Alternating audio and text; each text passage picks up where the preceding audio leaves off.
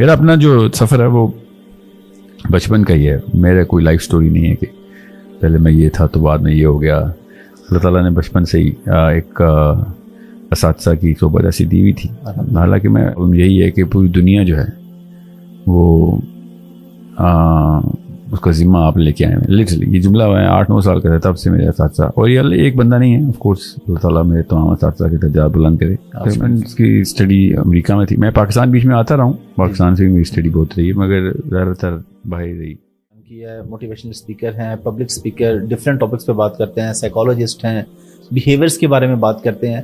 میں نے آج ان سے زیادہ بات یہ کرنی کہ خود اس طرف کیسے آئے اور کب یہ خیال آیا کہ لوگوں کو بھی یہ بتانا چاہیے. مختلف پہلوؤں پہ اور بڑا ایک اپنا مزاج رکھتے ہیں. بعض لوگ کہتے ہیں کہ سخت مزاج رکھتے ہیں, وہ ظاہر ہے وہ کہتے ہیں جب حق کی بات ہے تو وہ تو اسی طرح ہی ہوتی ہے, اس کا یہ اسٹائل ہے. میرے ساتھ موجود ہیں جناب ساحل ادیم. ساحل بھائی thank you very much for your time. Thank you for having me. السلام علیکم. وعلیکم السلام. ساحل بھائی سب سے پہلے ہمیں یہی بتائیے کہ آپ خود اس طرف کیسے آئے, آپ کا اپنا بیک گراؤنڈ کیا ہے, آپ دین کی طرف کیسے آئے, مذہب کی طرف کیسے آئے, لوگوں کو گائیڈ کرنے کا خیال کیوں آیا, کب آیا, اور پھر اس کو امپلیمنٹ کس طریقے سے آپ نے کرنا شروع کیا؟ لمبی کہانی, مگر موٹیویشنل اسپیکنگ میں نے آج تک نہیں کی. پتہ نہیں کیوں یہ پاکستان میں جب بھی کوئی جی لوگ کہتے ہیں. ہاں تو اسی طریقے سے بند کریں گے نا آپ کی پوڈ کاسٹ کے تھرو. میں موٹیویشنل اسپیکنگ کے خلاف موومنٹ شروع کی تھی میں نے 2006-7 میں کہ بس کرو پاکستان سے یہ ایک بیماری کی طرح لگ گئی ہے. ایکچولی ہے بھی بیماری psychologically, if you wanna see it تو آپ کو پتہ چلے گا کہ سائنس اس کی, انسانی جسم بھی اس کے خلاف ہے کہ ان کو بغیر کسی ایکشن پلان کے ایک فیلنگ دے کے چلا جائے بندہ, اور اس بات کو سمجھے کہ اس نے صحیح کام کیا ہے. یہ اصلی بڑا مسئلہ ہے. اچھا, تو unless you give them action plans, unless you give them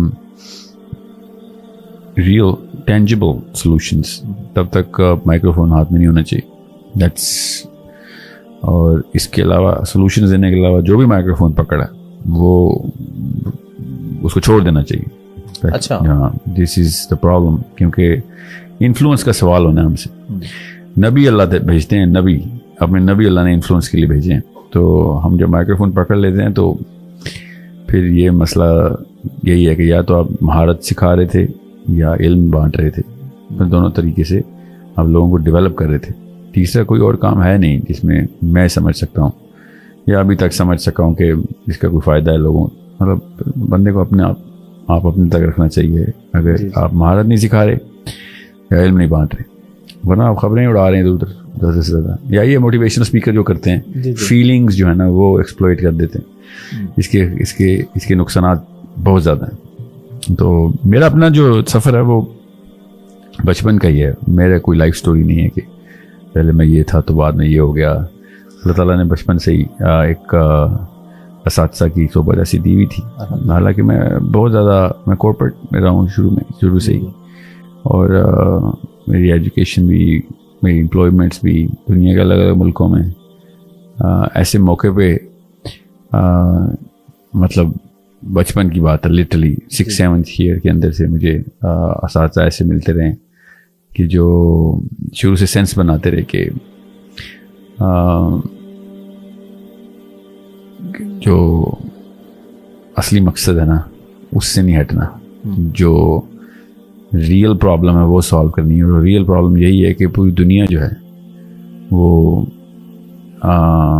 اس کا ذمہ آپ لے کے آئے ہیں. لٹرلی یہ جملہ میں 8-9 سال کا تھا تب سے میرے اساتذہ, اور یہ ایک بندہ نہیں ہے, آف کورس اللہ تعالیٰ میرے تمام اساتذہ کے درجات بلند کرے. So many, I am the luckiest man. مجھے اساتذہ ایسے ملتے ہیں جیسے لوگوں کو کھانا پانی ملتا ہے. تو یہی تھا. My family was very spiritual شروع سے ہی. میں دونوں, میری اماں کی سائڈ بھی اور ابا کی سائڈ بھی very spiritual people, writers of books, literary گھرانہ ہے میرا. تو یہ تو ایک اچھی بلڈ ٹائپ میچ تھی کہ دعوت آگے بھی پہنچائی جائے رادر دین. پھر اوپر سے کارپوریٹ میں فیلڈ میں بھی ایسی گیا تھا جس میں ٹریننگ اینڈ ڈیولپمنٹ کرنی تھی لوگوں کی. سارے کے سارے پروگرامز ابھی بھی اسی فیلڈ میں ہوں. خیر میرا پیشہ تو یہی ہے. اسٹڈی آپ نے کہاں سے کی؟ میری بچپن کی اسٹڈی امریکہ میں تھی. میں پاکستان بیچ میں آتا رہا ہوں, پاکستان سے بھی میری اسٹڈی بہت رہی ہے, مگر زیادہ تر باہر رہی. مگر جو ریلیجیس اسٹڈی ہے وہ پاکستان میں ذرا کم ہوئی ہے, وہ میری باہر زیادہ ہوئی ہے. پاکستان میں بھی ہوئی, میرے ساتھ بڑے جید قسم کے علماء اس وقت بھی ہیں جو کہ اس وقت مجھے اپنے مطلب دونوں ہاتھوں سے پکڑے ہوئے ہیں, مگر ریلیجیس ایکسپوجر میرا زیادہ عربین ہے, ایکچولی بہت زیادہ عربین ہے رادر دین. حالانکہ میں پاکستانی کمیونٹی میں بڑا ویل ایکسپوز تھا, امریکہ میں بھی کینیڈا میں بھی, بٹ سم ہاؤ میری کیمسٹری جو تھی نا وہ عربین ٹیچرز کے ساتھ زیادہ میچ کرتی تھی. اور اس ٹائم پہ نا 90s میں کوئی پاکستانی مین اسٹریم اسکالرشپ تھی بھی نہیں, نہ کینیڈا میں تھی نہ امریکہ میں, جہاں پہ ہر گلی میں کوئی استاد ہے پاکستان میں, وہاں پہ تو ایسا نہیں تھا. Arabians they never let go of this torch.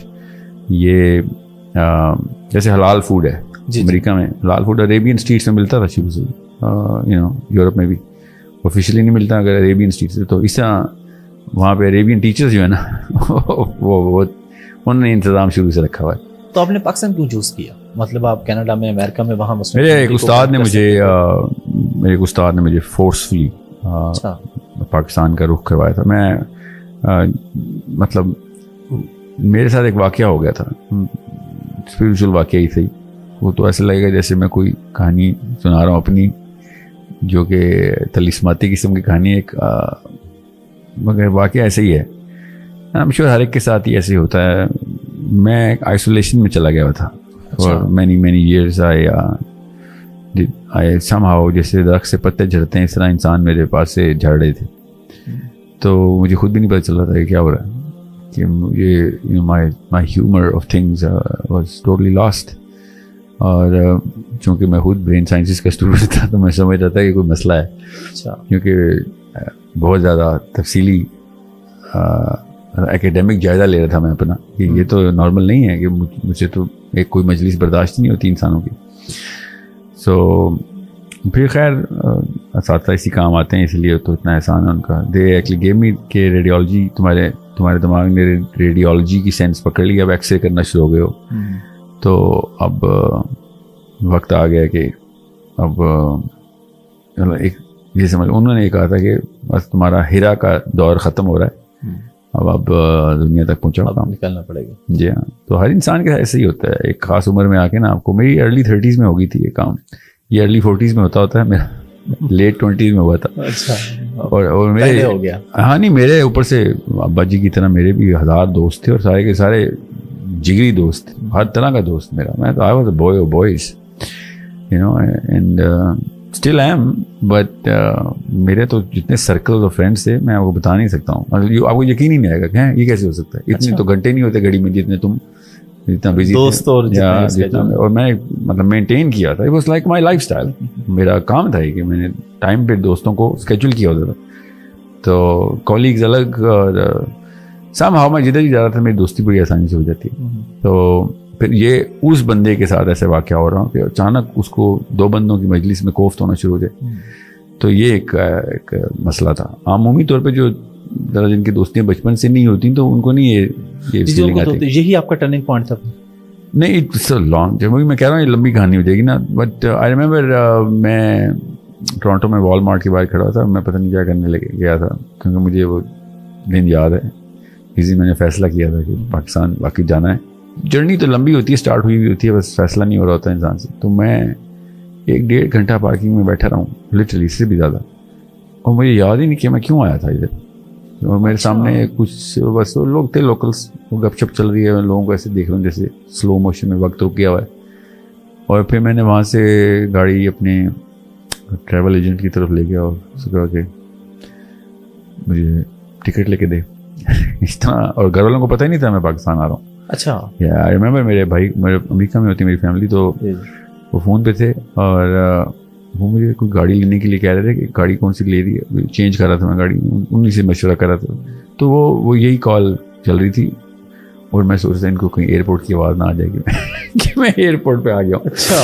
اس لیے بتائے بغیر میں نکلا ہوں. سو اٹس میرا ایک بس یہ, میں وہی کہہ رہا ہوں ایسی انوکھی کہانی نہیں ہے, مگر لوگ نوٹس نہیں کرتے, ہر ایک کے ساتھ ایسے ہو رہا ہوتا ہے, عورتوں مردوں دونوں کے ساتھ ایسے ہو رہا ہوتا ہے.